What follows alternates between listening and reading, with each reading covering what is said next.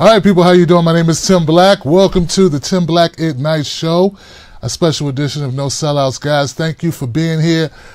Check it out, guys. This is what we have today. We're going to be covering, of course, George H.W. Bush's passing. Marc Lamont Hill being fired from CNN. Democratic primary candidates for 2020. Some interesting information about that. And Amber Geiger, the police officer who shot and killed a man in his own home. There's been some charges laid against her. And the Mueller investigation. All that and a lot more coming right up. Lord.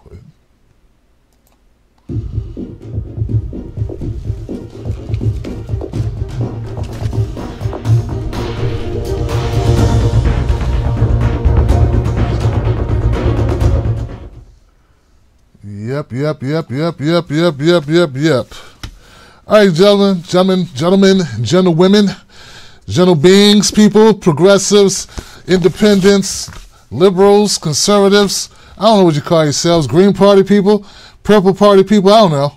Whoever's out there right now, I'm sure all of you have heard that the passing of George H.W. Bush over the weekend. He was 94 years old. He was our 41st president. And according to all reports, he was a hell of a guy, an affable character, a lovable soul, magnanimous to a fault. All these great things are being attributed to H.W. Bush, but some people call it a little bit differently. Here goes what we have so far.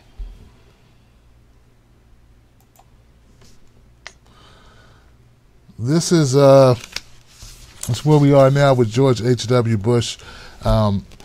What some people say was a mixed record on race and a mixed record on policy.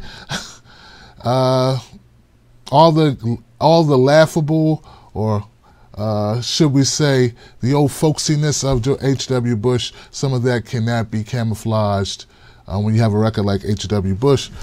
His civil rights record alone was enough to make certain people, particularly your brother here, Tim Black, be very critical of his policies.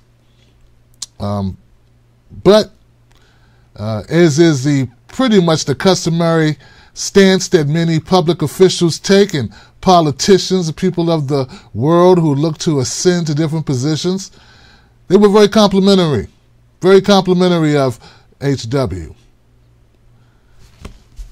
This is where we are now.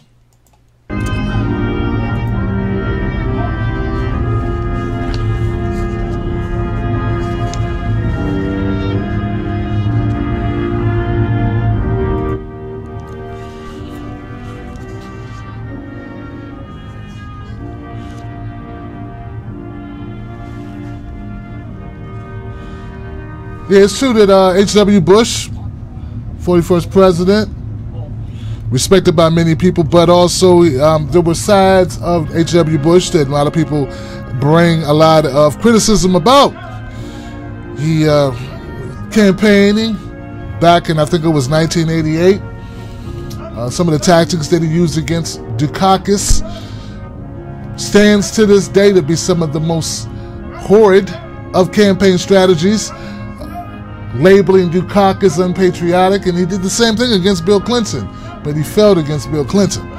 He also, in the 88 campaign race against Dukakis, he used racist imagery, that of the Willie Horton ad that has gone down in history to be one of the worst ads, one of the most racist ads ever put together.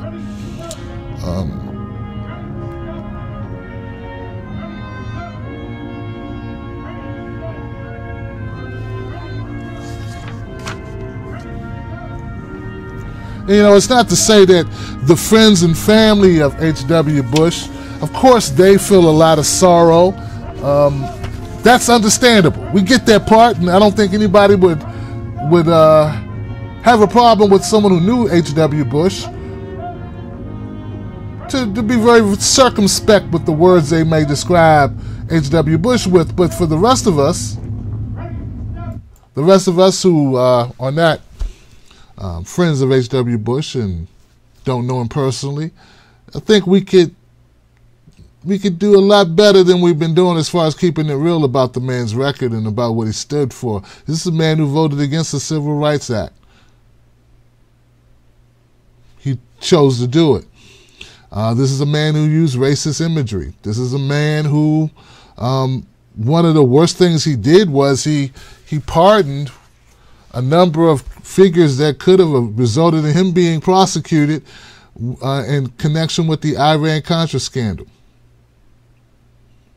That's like one of the last things he did as he left office, made sure he wouldn't be prosecuted.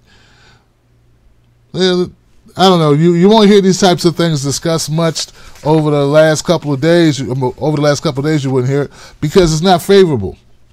It's kind of hard to, make a guy seem nice, the nicest person on earth, when you start bringing up skeletons.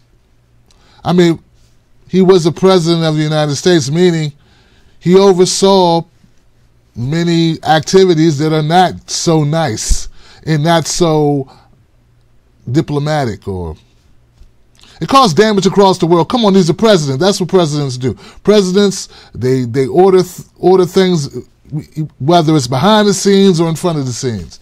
This is what presidents do, and George H.W. Bush is no different. So there's a long list of different issues. Different things that he did was, as a freshman congressman from Texas, Bush joined a group of moderate Republicans to support civil rights legislation and voted in favor of the 1968 Fair Housing Act. But then he turned around and voted different ways based on whatever the climate was. So I think through and through, it wasn't that George H.W. Bush was a bad person or a good person. It was just more like he did things for political expediency. He did things that whatever was in the best interest of himself and of his career at the time. That's what I think is true about H.W. Bush. And in that vein, I don't know if he's much worse or much better than many other presidents before or after him. Of course, now they're comparing him to Donald Trump. I don't know. I guess the jury's still out on how much similarity or if no similarities between the two. But it's a different age. Definitely a different age. There was no Twitter. And there was no, come on. I don't think it's even fair to compare the two people. I see no similarity at all. And I guess maybe that's the whole point. They're saying they want to go back to a time when presidents looked the part and talked the part and just did whatever the hell they wanted to do. With Trump, is the only part that Trump is keeping up, or the similarity with Trump, is that he's doing number three. He's doing what he wants to do, but he's not talking the part or acting the part, which keeps us focused, hopefully, some of us who pay attention to what he actually is doing. So when you put a nice veneer on top of bad activity, it's easy to ignore the bad activity because you got the pretty veneer showing. They say putting lipstick on a pig, you still got a pig, just got lipstick on him. So I think H.W. Bush was just good at the lipstick part, as was Clinton, as was Obama. And Trump not so good at it, and also the media is not allowing it to be good enough. So that's what I think about it. As you know, I'm sure any channel you cut on, you could find glowing reviews about H.W. Bush and his legacy. I don't know if any friends or family of H.W. Bush are watching. Out of respect, we say condolences to the friends and family. But as far as what type of president he was, I always say presidents could do a lot more than what they choose to do. It may result in your death, but you could do more for regular people, for poor people, for disenfranchised people. I'm sure of that. So anyway, we'll leave it there.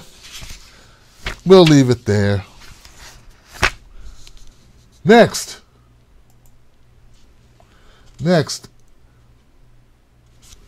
Marc Lamont is a CNN contributor. He's also a professor at Temple University. He was a CNN contributor, and I don't know if he's still a professor at Temple. He may or may not be, considering it sounds like they wanted to get rid of him. Well, anyway, Marc Lamont Hill made some comments on at the UN. They got him in a lot of hot water. And here goes the comments, just in case you haven't actually watched them or heard them. City who are being trained by Israeli soldiers. We brought a delegation of black activists to Palestine, and we saw the connection between the police in New York City who were being trained by Israeli soldiers and the type of policing we were experiencing in New York City. We began to see relationships of resistance, and we began to build and struggle and organize together. That spirit of solidarity, a solidarity that is bound up not just in ideology, but in action, is the way out. So as we stand here on the 70th anniversary of the Universal Declaration of Human Rights and the tragic commemoration of the Nakba, we have an opportunity to not just offer solidarity in words, but to commit to political action, grassroots action, local action, and international action that will give us what justice requires. And that is a free Palestine from the river to the sea. Thank you for your time. All right.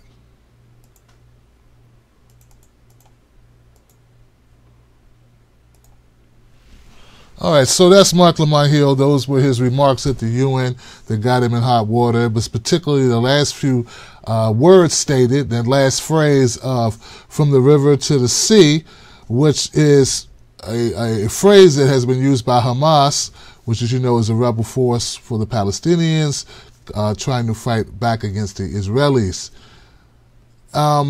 So they say that's the part that really got him in trouble, because they said he's echoing anti-Semitic terminology or phraseology when he speaks that way. Okay, so here's my thing, guys. Because somebody on my show on Friday, they asked me what did I think about Marc Lamont Hill, and I didn't get back to it, so let me state it here, guys. You know, I've always shied away from the Jewish, the Israel-Palestinian conversation, because I always felt there had to be something that I was missing. Yeah, I don't know about you, but I always thought, like, you know what? I'm a novice at Israel. I'm a novice at Palestine, or what's happening with the Palestinians. Maybe it's something I'm just not getting, and I don't want to get involved or speak too boldly, because, I mean, it can't just be that they decided that this land that people were living on, well, they weren't going to no longer be able to live on it. I had to be missing something, because it couldn't be that simple. Oh yeah, it's that simple. Now I get it. You know, the Jews had went through the Holocaust, Nazi Germany, and they wanted a place for the Jews to be where they would not be subjected to, or try to prevent any type of reoccurrence of such a genocidal, like Holocaust, like maniac, inhumane treatment, just totally wiping out of people. It's just horrific, and I get that you would want to do something. But for the life of me, I don't understand how this is a solution. The solution is to totally uproot millions of people from where they live, and since they're not moving, or don't want to move because this is the only land they've known, now they live in an apartheid state some 70 years ago? And you mean to tell me it's really just that simple? How the hell do you defend basically starving out people and putting them in a police state? How do you make that okay? Well, it's easy. You make it okay because you have a lapdog, which is the United States, who has a lot of firepower, basically carry water for you, to the point where even a conversation, even words like this, to just say, hey, man, what about the humanity of all people? What about the humanity of Jewish brothers and sisters, but also the humanity of Palestinians? Can't we preserve all humanity, and can't that be like, We can chew gum and walk and care about both, right? Why does it have to be either or? Why come there can't be a two-state solution? The mere fact that Marc Lamont Hill can make a statement, I don't even see how it was so radical. He wasn't calling for any type of violence. He didn't even speak. I mean, he didn't speak like I would usually speak. I mean, I've been trying to tone down my language lately, but he didn't speak like, dropping F-bombs and calling people pigs and scumbags and things of that nature. I mean, he was basically saying that he thought that the Palestinians were getting a raw deal and it deserved to be treated like human beings. And even for that, he was fired from a news organization. And now, where he teaches, Temple, some professor or some high-ranking member wants to get him removed from his position, remove his tenure or whatever. And if that doesn't tell you right there that there is a problem with how much power one group of people has over the narrative, I don't know what else will. What else will? I know one thing. I don't want to hear anybody else talk about black people this political correctness stuff goes too far, or about gay people, or about transgenders, or anybody, or short people, or fat people, or any other group of people, because obviously we definitely ain't kicking no butt like the Israelis. I mean, gosh, you even utter like, hey, maybe you shouldn't, do that. Maybe you shouldn't, Israel has bragged about only allowing just enough food to come into Palestine or into Gaza so that they don't all die of starvation at once. They shoot not only Palestinians, they shoot reporters and doctors and nurses. They just shoot them. Sniper fire. And for some reason, that is seen as acceptable. And to be a champion for humanity is to be against inhumane actions against anyone, regardless to color, race, nationality, or religion. And somehow that can be twisted into anti-Semitism. And all this time I thought it was more complex. It's really not. But it is shameful. All right. So that's how I feel about that, guys.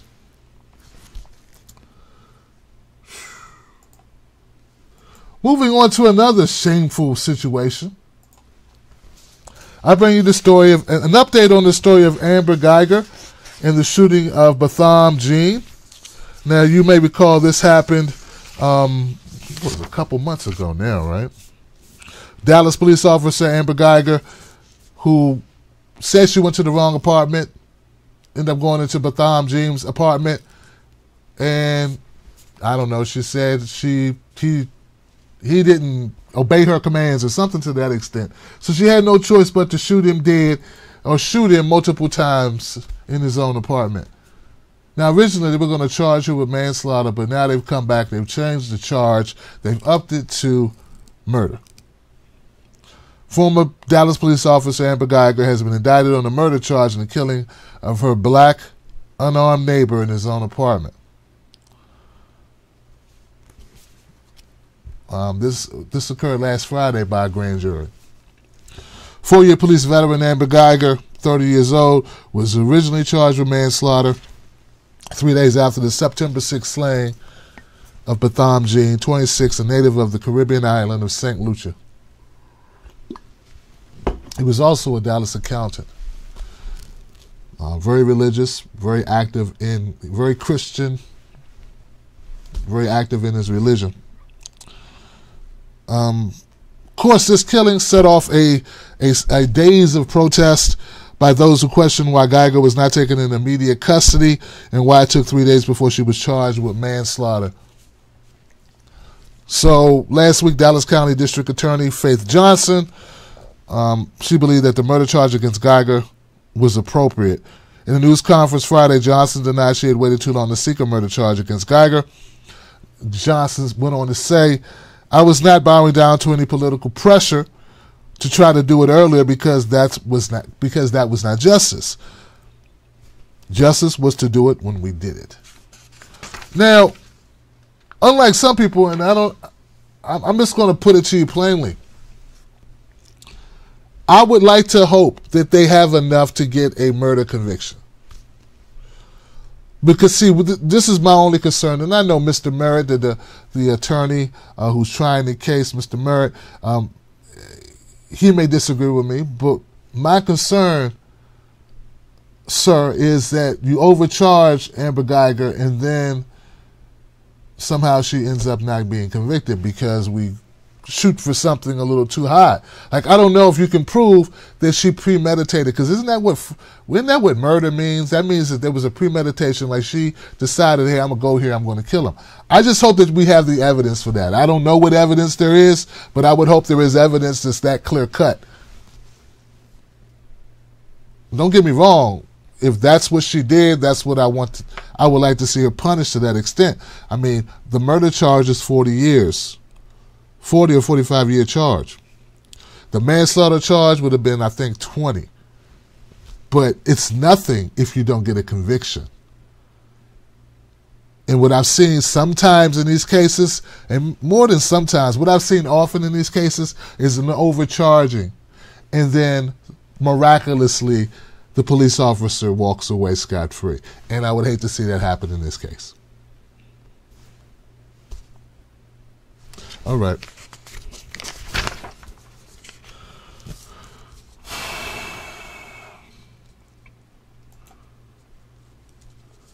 Well, this is where I remind you guys that my name is Tim Black. This is the Tim Black at Night show. Then on Monday we have no sellouts, and that's what we consider this, a no sellout show. There will be no selling out. This show is not brought to you by the DNC or the GOP, and that's the reason why we're able to speak so plainly and full-throatedly about issues. We don't have to worry about, if we're pissing off Hillary Clinton or Trump or Mitch McConnell or any of those people, or Nancy Pelosi. We don't care. We don't give a damn because we're not funded by any of those people. Only people that give to the show are private individuals like yourself who happen to like the show, appreciate it, and find value in it. If you do find value in this show, please become a Patreon of the show or a supporter of the show. Become a member of the Wolfpack on YouTube or on Patreon. Happy holidays, and yeah, let's fight the power together. It's going to take us all. All right. All right. Boop, boop, boop, boop, boop, boop, boop. I guess we can go to this. Oh, also, I hope you guys like this shirt. It was designed by my friend Momo Pineno. It's called Fuck Your Statue. It's available at the Tim Black Gear Shop. If you're tired of these statues and you think it's time to get rid of these Confederate monuments, hey, go be a part of it. Go pick yourself up an FU statue t-shirt. Yeah, just ruined it by dropping an F-bomb.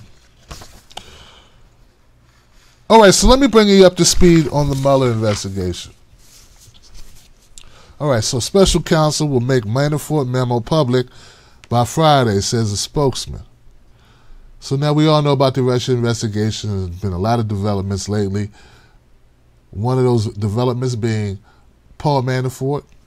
Oh, no, it's Michael Cohen. I'm sorry. Michael Cohen pleading guilty to lying about a Russian deal. A Russian deal was for a building in Russia that was going to bear Donald Trump's name.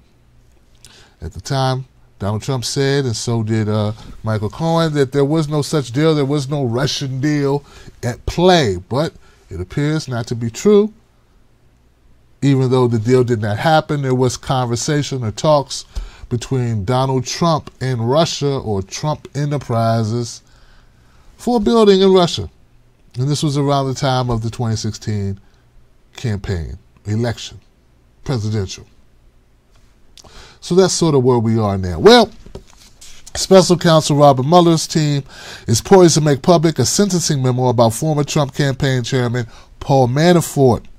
This should happen by Friday, as special counsel spokesman Peter Carr stated on Monday.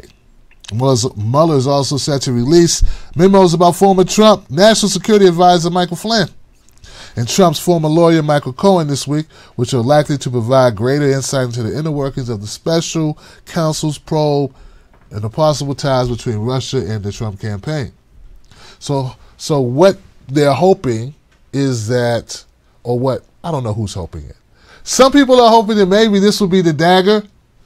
It's only been 2 years, and they're thinking, well, this will be it. This will be drawing to a close, finally, the Russia investigation.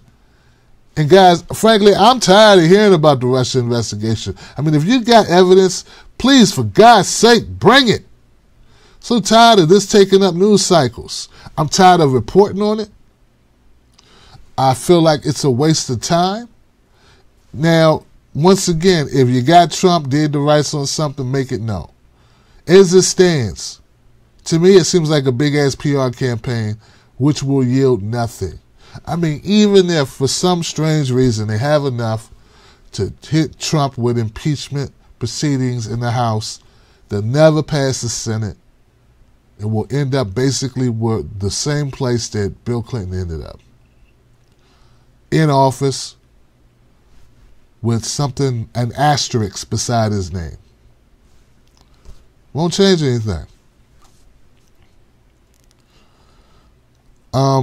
It says here that the prosecutors on Mueller's team have been telling defense lawyers that they are tying up loose ends, which have been going on for more than a year. The government last week accused Manafort in court filings of breaching his plea deal, saying he committed federal crimes by lying to the Federal Bureau of Investigation and the special counsel's office on a variety of subject matters, which constitute breaches of the agreement. Manafort's defense attorneys denied the allegation. And I don't know if you guys remember, but Paul Manafort, he worked for Donald Trump. He had pled guilty. He was convicted on 8 counts of bank and tax fraud. Manafort then agreed to plead guilty to 2 felony charges and cooperate with the Mueller investigation. So he had a deal on the table, and now they're retracting the deal because they said he lied. So anyway, I'll keep you up to date Friday. Maybe there'll be a bombshell. Maybe there'll be some new information that will be more damaging to the Trump administration. I don't foresee it to prove anything other than what I've been saying for the last 2 years, which is Trump did some business overseas. One of those places he did business was Russia. Trump may have some money somewhere that he shouldn't have had it. And these were things primarily done before. I believe all were done before he was president. I do not believe that Russia made Trump president or helped him become president, or that there was collusion between the two, I should say. Okay? I don't believe there was collusion between the two. I would love to see that be proven, because that was what I thought the investigation was supposed to be about. Not about did Manafort not file taxes correctly back in 1988.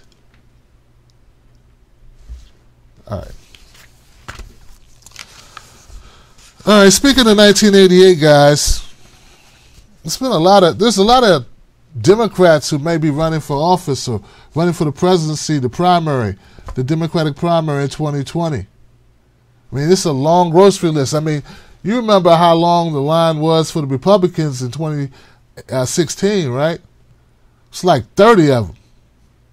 Well, tighten up your belts and lace up your boots, baby. The Democratic primary is maybe almost as long a line, right? So we got some people that are thinking about running, and the crowded field on the Democratic side looks a little crazy. You got from Bernie Sanders to Elizabeth Warren to Kamala Harris. The emerging 2020 Democratic field is taking a new approach to the early presidential campaigns. See, as I reported earlier last week, Bernie Sanders has been talking to friends and his close associates, which are only a few. He's got like a brain trust. But the rest of the field, including Biden, Kamala, Elizabeth Warren, Cory Booker, and about 10 other people who I can't think of right now, they've been doing like think tanks and holding little soirees and going to big ticket areas in big time like parties at the George Clooney house or Matt Damon's house or whatever, trying to raise money, or holding exploratory committees is what they say. Hey, that's it, exploratory committees. Putting out feelers, trying to see who would be a good candidate, making sure they can raise the money, making sure they got the right support and the right organizations, the right corporations that are willing to pony up the dough for their campaigns. So, yeah, one of those people is Kamala Harris, as I just stated. Recently, Democratic Senator Kamala Harris of California said she planned to make the very serious decision about whether to run against Donald Trump in 2020 over the holidays. She says, "I will make that decision with my family," Harris said in an interview with MSNBC's Mika Brzezinski. She also said she was acutely aware of just how cutthroat the presidential race could become. She said, "Let's be honest, it's going to be ugly," said Harris. "When you break things, it is painful, and you get cut, and you bleed." I don't know where that came from. She's talking about a new Netflix special, or when you break things, you get cut and you bleed. I don't know what that means. Speculation has swirled around whether Harris will make a 2020 bid. The Democrat has come into national spotlight in recent months, particularly over her role in questioning Supreme Court Justice Brett Kavanaugh. She got on I thought she hit the radar when she let Steve Mnuchin off the hook, or when she was using black inmates to fight all those fires in California, or when she was questioning Jeff Beauregard Sessions. Remember that? She was making Jeff Beauregard squirm. And as much as I don't trust Kamala Harris, I was glad to see Beauregard squirm. Because his name was Beauregard. But here's the thing, like, there's something. So CNN did this poll, right? And in the poll, the results said that Kamala Harris was the most likely Democrat to win the primary. Now, Politico did a poll that said it was Joe Biden. They said number 2 was Bernie Sanders. So we got different polls going on, and I expect to see a lot more polls, a lot more poll dancing going on between now and, I don't know, the middle of 1919. Who's more likely to win? Who knows, right? It's a long ways away as far as, the primary. But I expect it to be pretty crowded. You got Beto O'Rourke as a new person whose hat may be thrown into the ring, so to speak. Then you got that guy Michael Avenatti, haven't really figured out how to pronounce his name yet. Just the lawyer for Stormy Daniels. People were talking about him running. And then we got the people I just named, Elizabeth Warren and Cory Booker and Kamala Harris and Bernie Sanders, even though he's not a Democrat. So it's very busy. And Joe Biden. Joe Biden. So it's a deep field. What I would like to know if there are going to be any Republicans with enough guts to challenge Donald Trump. I'd also be interested to see if Donald Trump even runs for a re-election. I mean, he might be a little tired, Yeah, I mean, can't be the only person who's ever thought maybe Trump. I don't think he ever planned on being president. Not really. He was as shocked as the rest of us when he won, and now he's like, I knew this job was going to suck. So many other things a rich guy could do. I mean, I saw him staring at the George H.W. Bush's casket as it lay in state, and he just looked totally like he wanted to blink his eyes and disappear.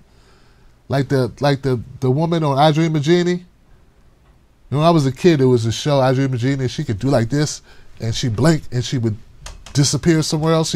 She'd do like the Star Trek, where she'd do like that, and she'd be able to reappear somewhere else. Well, that's what I thought that Trump wanted to do today when he had to stand in front of that casket.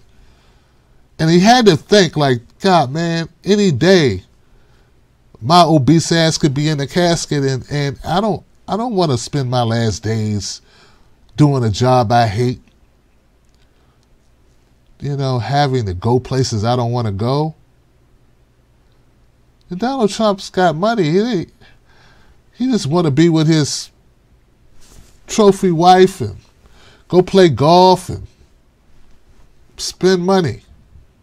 Hell, he wants to do running a country. Or, let's keep it real, pretending to run a country. I don't know, man. It's just things I think about. I can't be the only one who's ever thought about it. Anyway, guys. Hey, man, I told you this show is not brought to you by the DNC or the GOP. This is brought to you by TBTV, which is Take Back Television. And we really need to take back television. So thank you all for tuning in tonight for the show. Just don't forget, find me on Twitter, find me on Facebook as Real Tim Black. You can also, what else could you do? Oh, find me on Instagram at Tim Black at Night. Yeah, that's where we are. And this week we're going to try to restart our Coffee with Tim Black show.